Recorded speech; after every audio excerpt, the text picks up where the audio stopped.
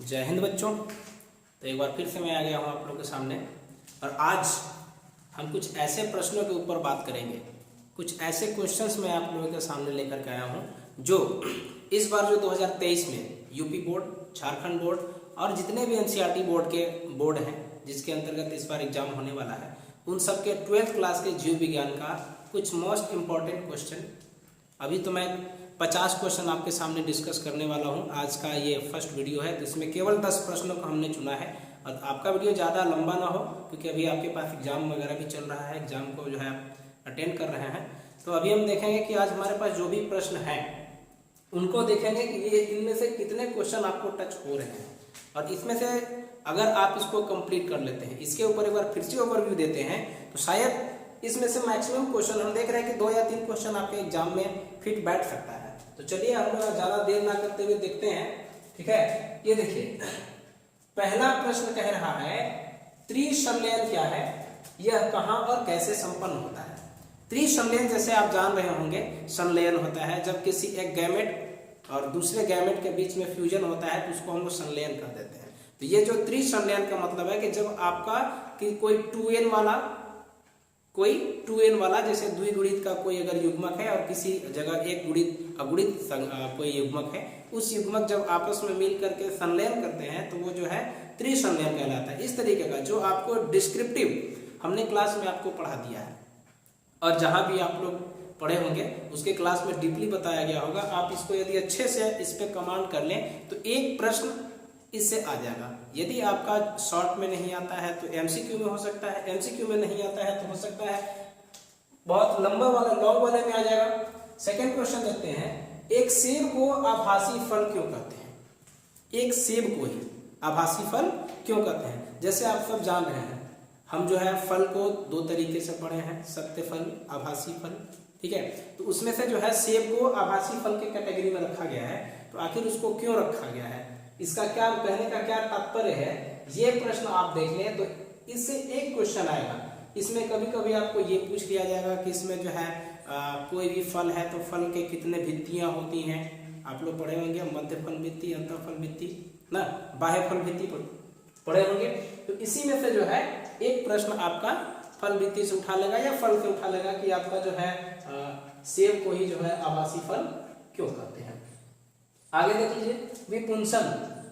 Hindi medium के जो भी बच्चे होंगे वो अच्छे से जानते होंगे विपुंसन क्या है और इसका क्या तात्पर्य है। साथ साथ क्वेश्चन दे रहा है असंग जनन क्या है।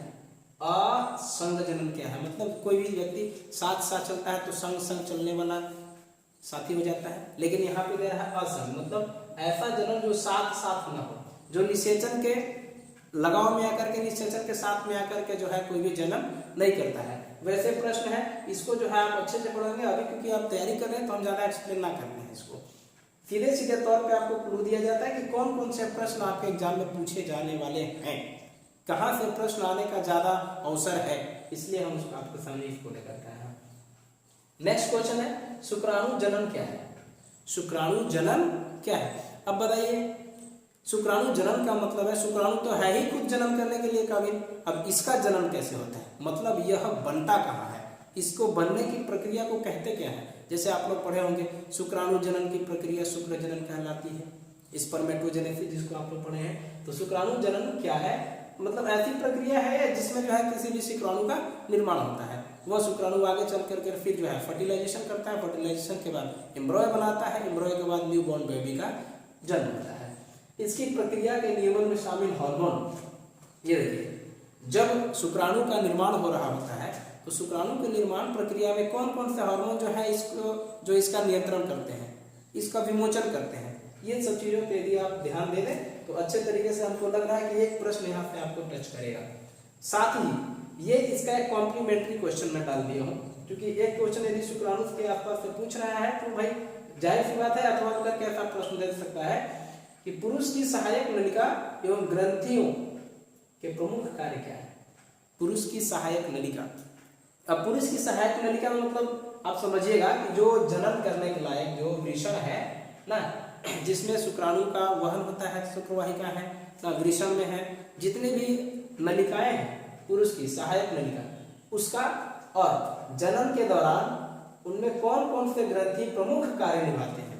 जैसे आप लोग पढ़े होंगे एंड्रोजन हार्मोन में आया होगा, टेस्टोस्टेरोन हार्मोन आया होगा, ठीक है। तो ये सब चीजें आप अगर एक बार देख लें तो वहां से एक क्वेश्चन आना कन्फर्म है। ये जो है मैं ऐसा नहीं कर सकता कि हूबहू यही क्वेश्चन लड़े, लेकिन इसी के आधार पे आपका क्वेश्चन एक प्रश्न जरूर रहेगा आपके एग्जाम पैटर्न में। नेक्स्ट क्वेश्चन, ये क्वेश्चन देखिए आप, आर्तो चक्र क्या है। आप लोग इसको मासिक चक्र के नाम से जानते हैं, मेंस्ट्रुएशन साइकिल के नाम से जानते हैं, ठीक है। इसको देखिए, ये प्रश्न तो एक ऐसा प्रश्न है कि इसको आप कह सकते हैं यूनिवर्सल क्वेश्चन, क्योंकि हर एग्जाम में इसको पूछा गया है। तो जो हर एग्जाम में पूछा जा रहा है हम उसको कैसे छोड़ सकते हैं। देखिए आगे, आर्तो चक्र आप इसको अच्छे से पढ़ लीजिए, क्योंकि ये जो है आपको टर्म बताया गया है। ये जो है ये कब स्टार्ट होता है, मेनोपॉज कब होता है ना, और ये आर्तो चक्र में जो है आपको ये रजो दर्शन और रजो निवृत्ति क्या होती है ये आप देख लेंगे। रजो दर्शन प्रारंभ कब होता है, रजो निवृत्ति खत्म कब होती है, किसी भी वीमेन में जन्म करने की क्षमता कब से प्रारंभ होती है, कब खत्म हो जाती है। यदि आप ये क्वेश्चन इसको देख लें तो यहाँ से आपका जो है क्लियर हो जाएगा। और ये सारे क्वेश्चन इस तरीके के हैं, ये जो है एमसीक्यू से लेकर के शॉर्ट में और लॉन्ग में कहीं भी आ सकता है। आप इसको अच्छे से कर लीजिए। और इसका नियमन कौन से हार्मोन करते हैं, जैसे एस्ट्रोजन बताया गया है, प्रोजेस्टेरोन बताया गया है, रिलैक्सिन हार्मोन बताया गया है। ये तीनों हार्मोन्स जो हैं, जो महिलाओं के जन्म संबंधित हार्मोन्स हैं, जो रिलीज होते हैं और उनको फिर नियंत्रित करते हैं। तो आप उसको अच्छे से देख लें। एक क्वेश्चन यहाँ से आपका जो है कंफर्म है। ये देखिए क्वेश्चन नंबर 7, एसटीडी क्या है। पिछले बार का एग्जाम में ये पूछा गया था, मैंने इसको हिंट करा था। कुछ स्टूडेंट्स इसको हिंदी में जानते हैं। इसका होता है यौन संचारित रोग, यौन संचारित रोग, सेक्सुअल ट्रांसमिटेड डिजीज। अब स्टूडेंट यहाँ पे चक्कर खा लें कि एसटीडी, ये तो भाई फोन बूथ कॉल होता है, फोन लगाते हैं एसटीडी में जाकर के, पीसीओ होता है, आईएसओ होता था, लेकिन यहाँ पे एसटीडी कहाँ से आ गया ये बता देना चाहता हूँ भाई। देखो यौन संचारित रोग है, ठीक है, सेक्सुअल ट्रांसमिटेड डिजीज। आप देखिए इसको, यही से है, प्रश्न कुछ है नहीं।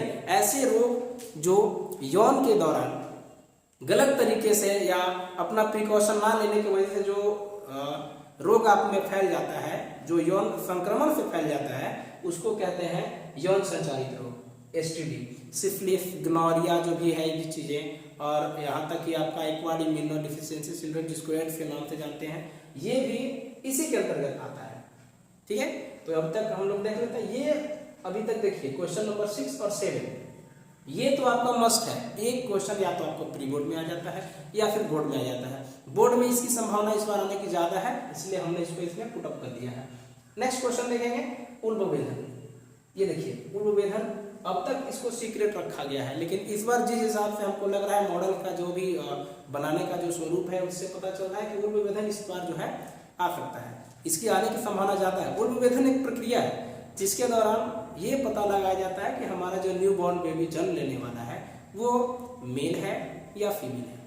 तो ये हालांकि हमारे देश में बैन है, प्रतिबंधित कर दिया गया है, क्योंकि इसमें जो है अधिक मात्रा में ब्लड को निकाल लिया जाता है, कुछ सीमेंस वगैरह को निकाल लिया जाता है, और पता लगाने के चक्कर में हो सकता है उस यूटेरस में उसको कैंसर हो जाए या और भी बीमारियां से क्या बोलते हैं उसको इन्फेक्शंस वगैरह हो जाए, इसलिए जो है इसको बैन कर दिया गया। और वैसे भी जन्म से पूर्व किसी भी चीज का, लैंगिक चीजों का जांच करना हमारे भारत में बैन कर दिया गया है। तो इस प्रश्न में आपको आएगा तो ये बताना है कि उल्बवेधन एक ऐसी प्रक्रिया है जिस प्रक्रिया में किसी भी बच्चे को जन्म होने से पूर्व ये परखने की कोशिश की जाती है कि जन्म लेने वाला बच्चा मेल है या फीमेल है, बॉय होगा या गर्ल होगा। तो आप इसको देख लेंगे, एक क्वेश्चन इसमें से आएगा। और ये जनसंख्या विस्फोट, इस क्वेश्चन तो भाई समझ लीजिए कि सनातन है। ये क्वेश्चन कभी ऐसा नहीं हुआ है कि एग्जाम हो और उसमें ये क्वेश्चन ना आए। जनसंख्या विस्फोट क्या है, जन्म नियंत्रण का क्या रवैया है, इसको आप संक्षिप्त में लिखें। एक टिप्पणी लिखने के लिए आएगा, 3 नंबर 2 नंबर में आता है, आप इसको लिख देंगे आसानी से। जनसंख्या विस्फोट जब किसी भी नियत समष्टि में ना, किसी भी संसाधन से ज्यादा खर्च करने वाले व्यक्तियों की जब संख्या हो जाती है, समष्टि में जब ज्यादा निश्चित संसाधन में खर्च करने वाले उपभोक्ताओं की संख्या जब अधिक हो जाती है तो जनसंख्या वृद्धि कहलाती है, और वही चीज जब बृहद मात्रा में हो जाती है, लार्ज यूनिट में हो जाएगा, तो वो क्या कहलाता है, जनसंख्या विस्फोट कहलाता है। ठीक है। और एक चीज देखिए, जो टिप्पणी के लिए हमेशा आता है या किसी को डिफाइन करने के लिए आता है, या कभी कभी उसके बारे में आता है कि इसके कार्य को बताइए आप थोड़ा सा, तो आप उसमें देखिए, हम पहले जो फर्स्ट यूनिट है आपका जो जनन का है, उसमें से मैंने उठाया है कि कॉर्पस ल्यूटियम क्या है, इसके कार्य बताना है। ठीक है। पित्तपिंड, कॉर्पस ल्यूटियम जो फीमेल में पाया जाता है, और ये जब जो है जन्म की प्रक्रिया चालू होती है, जब ओवुलेशन होना प्रारंभ होता है, तो उस वक्त ये जो है सेक्रेट होना चालू हो जाता है। इसके बारे में आपको कार्य लिखना है। अग्रपिंडक क्या है, एक्रोसोम, ये मेल का पार्ट है, और ये जो है शुक्राणु के समय जब एक्रोसोम होता है तो ये एक्रोसोम ले जाता है आगे की ओर। ठीक है। और ये ग्रीवा को तोड़ने का काम करता है, और जाकर के उधर जोना फ्लिसुडा से फीमेल के अंदर जाकर के ओवम से ये फिर संलयन करने का काम करता है। आप इसको अच्छे से देख लेंगे। शुक्राणु पुंज, स्पर्म टेल, ये यदि अगर आप दिमाग में नहीं भी रखें तो आपके दिमाग में आ जाएगा, क्योंकि पुंज का काम ही होता है किसी भी बॉडी को गति प्रदान करना। तो ये स्पर्म टेल जो है शुक्राणु को गति प्रदान करने का काम करता है, और यह जब किसी मादा के योनि में जाता है तो वहां से फिर अपना एक गति प्रदान करता है, गति को जनरेट करता है, और उस गति को ना शुक्राणु का पुंज जो है, टेल जो है, वही देने का काम करता है। तो आप इसको देख लेंगे। लास्ट है एक झालर। ये झालर ऐसा है जो मादा के अंडाशय को एकदम ऐसे उंगली नुमा संरचना से जकड़े रहता है, पकड़े रहता है, और उसमें जितने भी हार्मोन्स वगैरह का विवेचन होता है उन सभी हार्मोन को नियंत्रित करने का काम करता है। इसको आप देख लेंगे कि इसका कार्य क्या है। तो आज देखिए, मैं आप लोगों के सामने 10 क्वेश्चन रखा हूँ। अगले वीडियो में मैं पुनः फिर से कोशिश करूंगा कि 10 या 20 क्वेश्चन लें, जितना हो सके। तो आपका एग्जाम से पहले, आपका बहुत ही नजदीक एग्जाम होने वाला है, आपका एग्जाम से पहले मैं लगभग 50 क्वेश्चन को गेस कर दूंगा, जिसमें से क्वेश्चन आपके आने वाले हैं। और मैं ये नहीं कहता कि जो 50 क्वेश्चन मैं बताऊंगा केवल वही क्वेश्चन आएंगे, नहीं, लेकिन हाँ, संभावना है कि ज्यादातर क्वेश्चन उसमें से ही रहेंगे, क्योंकि जिस तरीके का हमने पिछले बार गेस किया था उसमें लगभग 18 क्वेश्चन टच कर गए थे, हूबहू 18 आउट ऑफ 50 में से 18 क्वेश्चन टच कर गया था। तो मैं सोचता हूँ कि इस बार भी बच्चों को कुछ ऐसी हेल्पफुल चीजें दे दें जो उनको काम आसान कर दें।